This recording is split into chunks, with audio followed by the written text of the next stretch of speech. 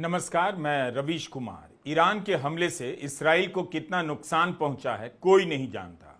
मुख्यधारा के चैनलों पर आरोप लग रहा है कि इसराइल के भीतर जो तबाही हुई है उसकी सही तस्वीर नहीं दिखाई जा रही। इसराइल को अंदाजा नहीं था कि ईरान इस हद तक प्रहार करेगा और तेल अवीव को नुकसान पहुंचा देगा। शुक्रवार को CNN ने अपनी रिपोर्ट में कहा है कि बीरशेवा में माइक्रोसॉफ्ट के दफ्तर को ईरान ने ध्वस्त कर दिया।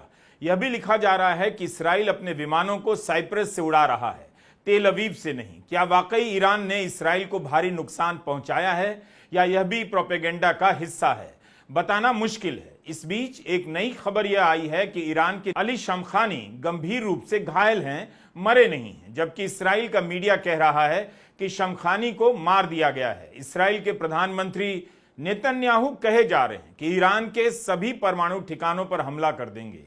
इनके लिए तो मजाक हो गया है हमले की बात। नेतन्याहू के आगे ग्लोबल लीडर नतमस्तक हुए जा रहे हैं, वरना कोई उनसे पूछता कि जिन जिन देशों के पास न्यूक्लियर प्लांट हैं क्या वहां भी जाएंगे अटैक करने, उनके न्यूक्लियर प्लांट पर भी हमला करेंगे। पता भी है कि न्यूक्लियर प्लांट पर हमला होगा तो कितना खतरनाक परिणाम हो सकता है। इंसान से लेकर पेड़ पौधे पशु पक्षी इन सब पर क्या असर पड़ेगा। रूस के एटॉमिक एनर्जी कॉरपोरेशन के प्रमुख अलेक्सी लिखाचेव ने कहा है कि अगर इसराइल ने बुशहर के न्यूक्लियर प्लांट पर हमला किया तो तबाही मच जाएगी।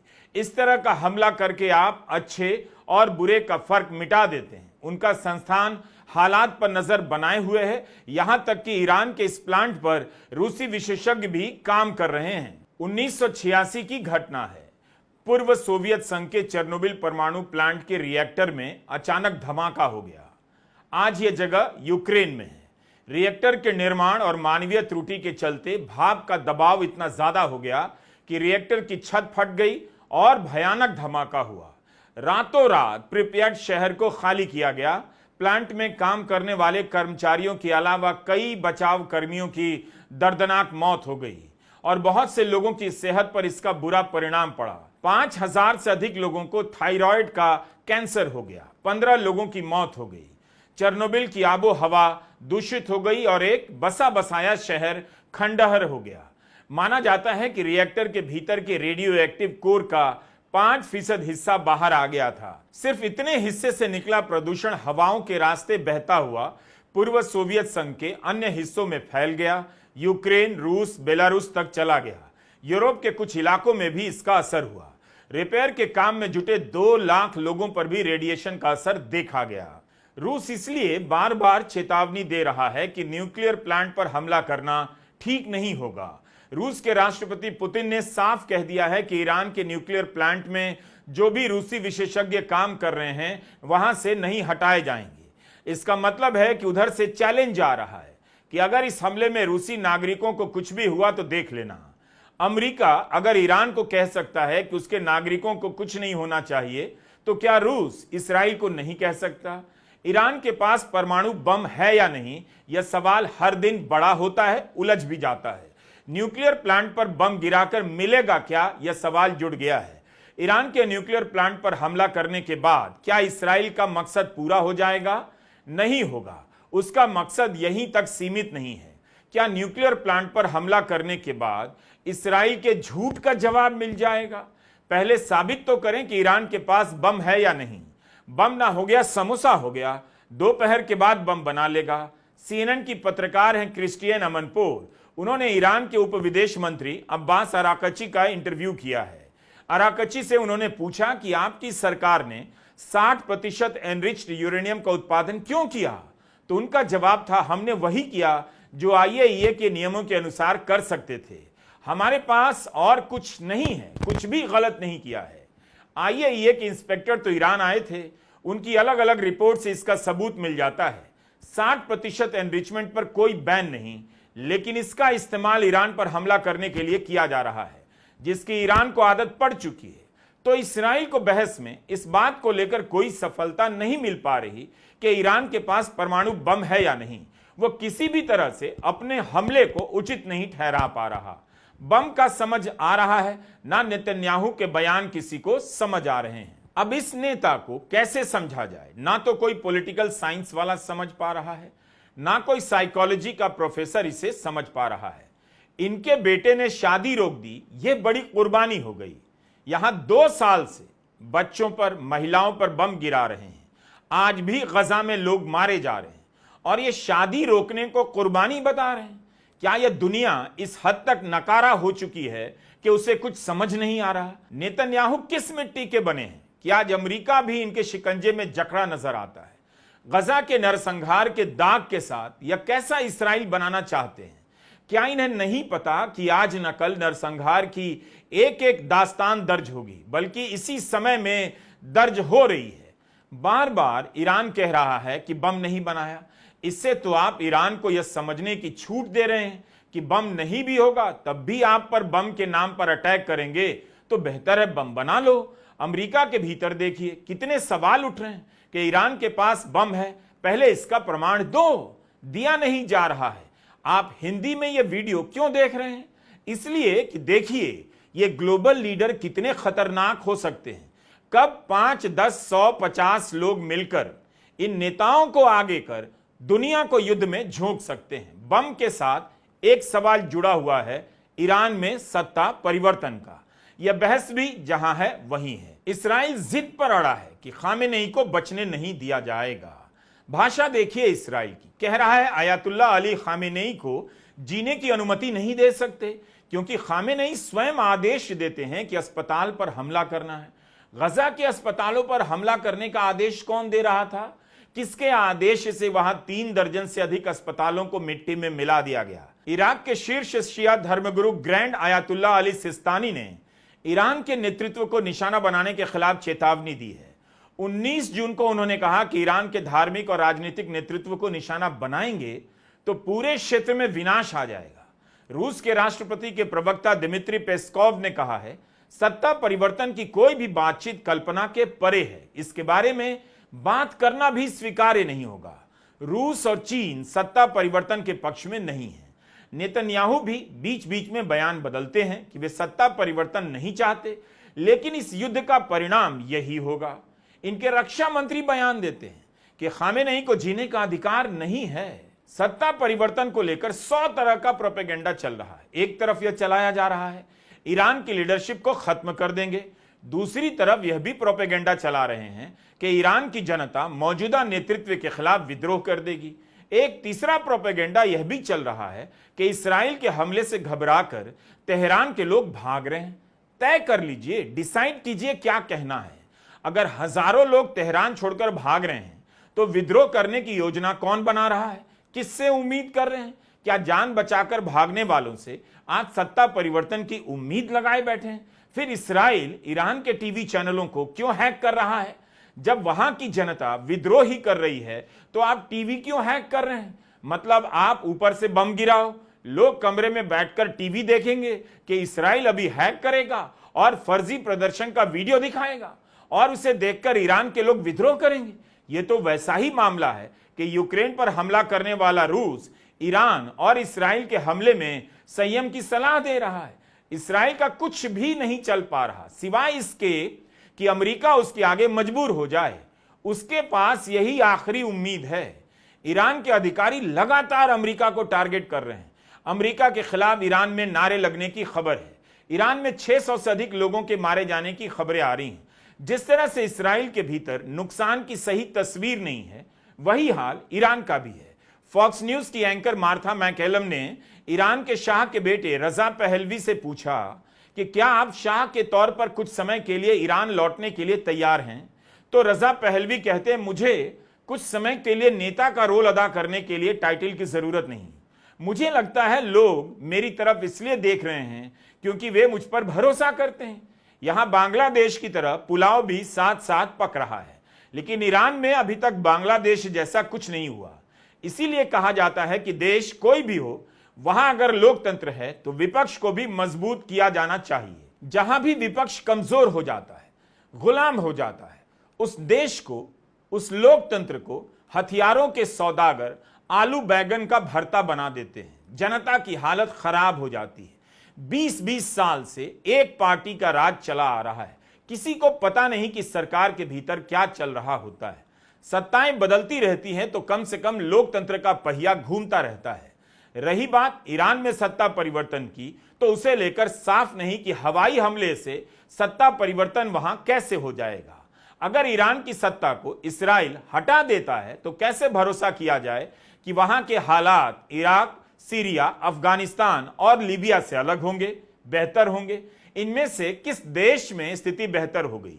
ईरान और इस्राइल के बीच उस झगड़े को आप यह मत समझकर देखिए कि कोई जटिल मामला है, बिल्कुल नहीं। इंटरनेशनल पॉलिटिक्स है, समझ नहीं आएगी ऐसा मत सोचिए। जैसे बाहुबली आपके जिले में प्लॉट कब्जा लेते हैं और आप दशकों मुकदमा लड़ते हुए इस दुनिया से चले जाते हैं, इससे ज्यादा का मामला यह नहीं। अब पता चल रहा है कि दुनिया में सैनिक क्षमता का डंका बजवाने वाला देश इस्राइल अपने सैनिक ठिकाने कहां बनाकर बैठा है? आम लोगों के मोहल्लों में, अस्पतालों के बेसमेंट में, ताकि जब इन पर हमला हो तो नागरिकों पर हमले के बहाने हल्ला किया जा सके।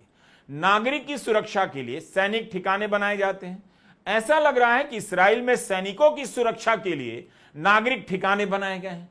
कोई दलील उसकी जम नहीं रही, सिवाय इसके कि हम दादा हैं, हमको बम मारने का मन किया है तो हम मारेंगे। अब इन पर आइए, आप हैं अमेरिका के राष्ट्रपति, क्या वाकई आपसे फैसला नहीं हो पा रहा कि ईरान पर हमला करना है या नहीं? कहीं यह भी कोई नया झांसा तो नहीं कि 2 हफ्ते बाद हमले को लेकर फैसला लेंगे, ताकि बाद में कह सकें कि हमने बातचीत का प्रयास किया, समय लिया, तो अब हमला कर रहे हैं। इस्राइल अपनी योजना पर दशकों इंतजार कर सकता है, 2 सप्ताह और इंतजार कर लेगा, लेकिन 2 सप्ताह में क्या बदल जाएगा? 2 साल से गजा में नरसंहार चल रहा है, अमेरिका से तो रोका नहीं गया, आज भी हर दिन गजा में हत्याएं हो रही हैं। तो इस 2 हफ्ते में बातचीत से क्या निकल जाएगा? क्या अमेरिका अपनी शर्तों को छोड़ देगा?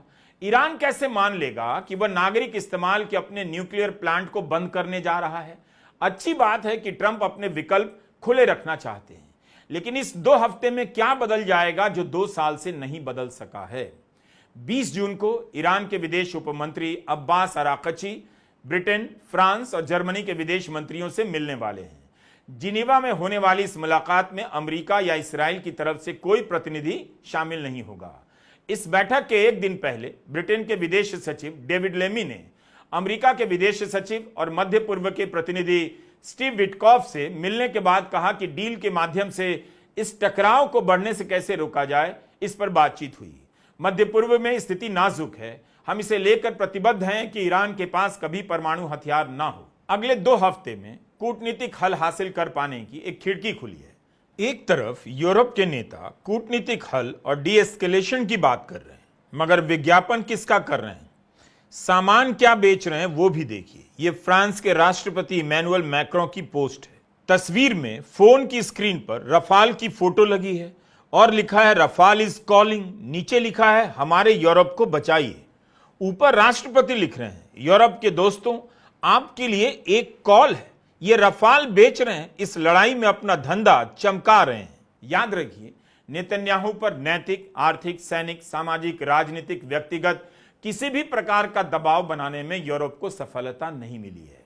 2 साल से यूरोप के नेता बयान देकर अपने काम में मस्त हो जाते हैं। 24-25 जून को नेटो के अध्यक्ष हेग में मिलने वाले हैं। ट्रंप भी इसमें शामिल होंगे। यूरोप चाहता है कि युद्ध बढ़ाना हो, लेकिन क्या ट्रंप ईरान के टोटल सरेंडर की अपनी शर्त से पीछे हट जाएंगे?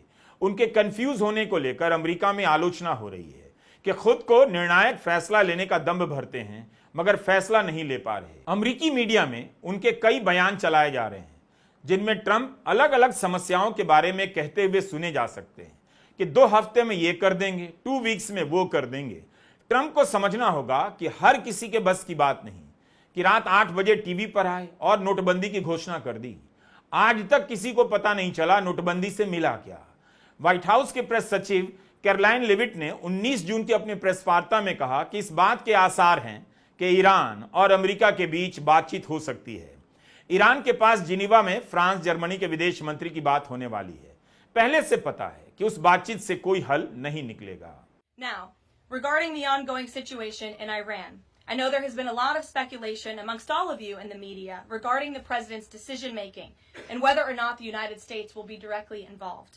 In light of that news, I have a message directly from the president, and I quote, Based on the fact that there's a substantial chance of negotiations that may or may not take place with Iran in the near future, I will make my decision whether or not to go within the next 2 weeks. That's a quote directly from the president for all of you today. Trump 2 हफ्ते इंतजार करने की बात कर रहे हैं। ठीक 1 हफ्ता पहले इसराइल ने ईरान पर हमला कर दिया और उसके शीर्ष अधिकारियों को मार डाला। पहले दिन जानकारी आई कि अमेरिका इस हमले में शामिल नहीं है और ट्रंप को इसके बारे में जानकारी नहीं थी, लेकिन उनके बयानों से बहुत जल्द यह साफ हो गया कि वे शुरू से ही इस हमले के बारे में सब कुछ जानते थे। हमला हो जाने के बाद 60 दिन की डेडलाइन की बात करने लगे। ईरान का मामला है, इसलिए उनकी यह बात बिना चुनौती के स्वीकार कर ली गई, जबकि बातचीत से पहले 60 दिन की डेडलाइन की बात नहीं की गई थी।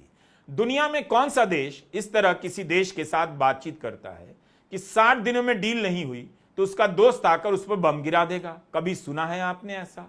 रॉयटर्स में एक रिपोर्ट आई है, इसमें बताया गया है कि 13 मई को ट्रंप ने सऊदी अरब के इन्वेस्टमेंट फोरम में कहा कि ईरान को परमाणु डील पर अभी फैसला लेना होगा। अभी इसी समय हमारे पास इंतजार करने के लिए बहुत समय नहीं है, चीजें बहुत तेजी से बदल रही हैं। हम कभी अमेरिका और उसके दोस्तों को आतंक या परमाणु हमले की धमकी देने की इजाजत नहीं देंगे। अमेरिकी सरकार के 2 अधिकारियों ने रॉयटर्स को बताया कि ट्रंप पहले ही जानते थे कि ईरान पर कभी भी हमला हो सकता है और वो उसे रोकने के लिए कुछ खास नहीं कर सकेंगे। सूत्रों के आधार पर छपी इस रिपोर्ट में बताया गया है कि मई के मध्य तक अमेरिकी सेना ने इसे लेकर प्लान बनाना शुरू कर दिया था कि इसराइल को ईरान पर हमले में अमेरिका की मदद की जरूरत पड़ सकती है। यहां तक कि अमेरिका अपने हथियार यूक्रेन से हटाकर मिडिल ईस्ट की तरफ ले आया था। अमेरिका में घमासान विरोध हो रहा है कि ट्रंप ईरान के खिलाफ युद्ध ना करें। अब ट्रंप को यह भी बताना चाहिए, ईरान पर हमला करेंगे तो अमेरिका का कितना ट्रिलियन डॉलर खर्च हो जाएगा। पहले हिसाब कैसे लगा लिया करते थे कि इराक युद्ध में अमेरिका का 9 ट्रिलियन डॉलर खर्च हुआ है, तो इस 2 सप्ताह में इसका भी हिसाब निकाल सकते हैं। किसी को पता नहीं कि तुरंत सरेंडर की बात करने वाले ट्रंप ने 2 सप्ताह का समय क्यों लिया।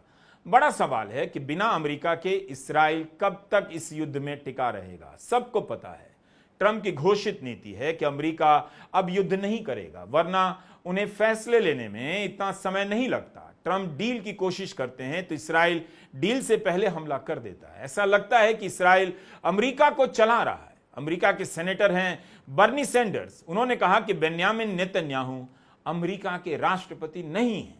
गजा पर बम गिराते गिराते इसराइल की अर्थव्यवस्था कमजोर तो पड़ गई होगी। उसने खुद अपने जहाजों को साइप्रस में पार्क किया है और तेहरान के आसमान को कंट्रोल में करने का दावा करता है, लेकिन खुद अपने आसमान में अपने जहाज को उड़ा नहीं पा रहा। यह भी कहा जा रहा है कि अगर ट्रंप ने फैसला कर लिया और ईरान के फोर्डो पहाड़ी के ऊपर बंकर बस्टर भेजने से भी न्यूक्लियर प्लांट नष्ट नहीं होता है, अमेरिका सफल नहीं होता है, तब अमेरिका क्या करेगा? इन वजहों से भी ट्रंप पर दबाव बढ़ रहा है कि वे इसराइल के मसले से दूर रहें। इसराइल का अमेरिका में कितना प्रभाव है, इस बात से भी पता चलता है कि विरोधी दल यानी डेमोक्रेट के सीनियर नेता चक शूमर भी जल्दी हमला नहीं करने के लिए ट्रंप की आलोचना कर रहे हैं। 2 हफ्ता पहले एक वीडियो जारी किया जिसमें ट्रंप की निंदा कर रहे थे कि वे ईरान पर कभी सख्त होते हैं, कभी पीछे हटते हैं, कभी साइड डील की खबरें आने लगती हैं। ट्रंप को चुनौती दे रहे हैं कि ईरान को छूट नहीं मिलनी चाहिए। उन्होंने मांग की है कि डील की सारी जानकारी सार्वजनिक होनी चाहिए और कोई साइड डील नहीं होनी चाहिए।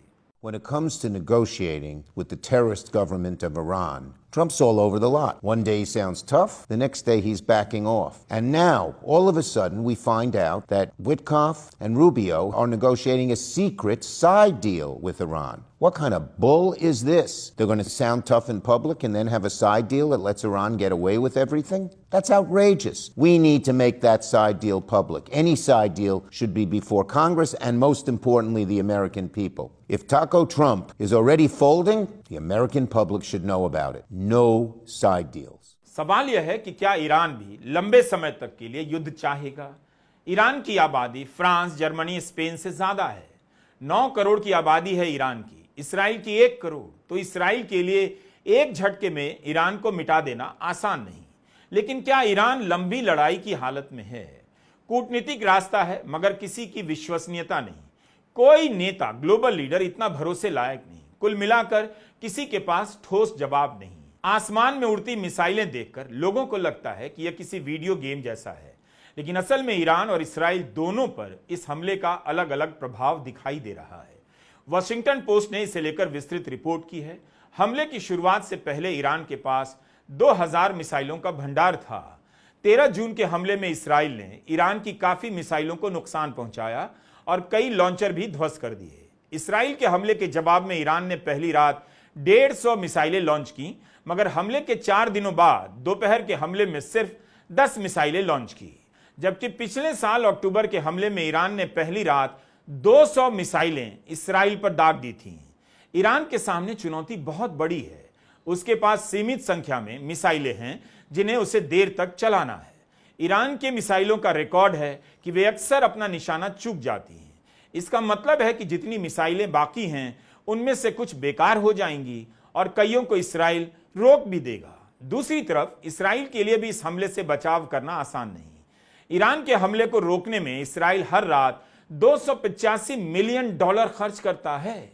अगर अमेरिका ने उसे नई सप्लाई नहीं दी या फिर खुद इस हमले में शामिल नहीं हुआ और अगर ईरान ने इसी तरह हमला जारी रखा तो 10-12 दिन से ज्यादा इसराइल उसका सामना नहीं कर पाएगा।